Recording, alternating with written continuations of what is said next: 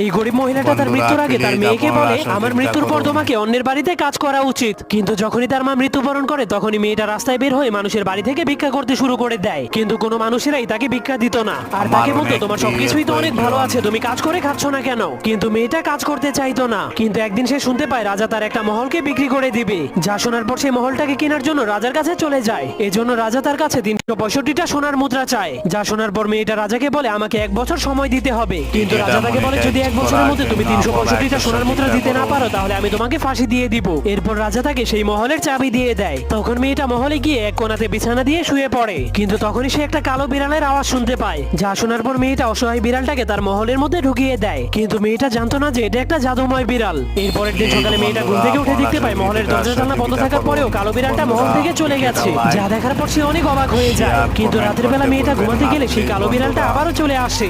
এরপর তার মুখ থেকে একটা চকচকে ডায়মন্ড বের করে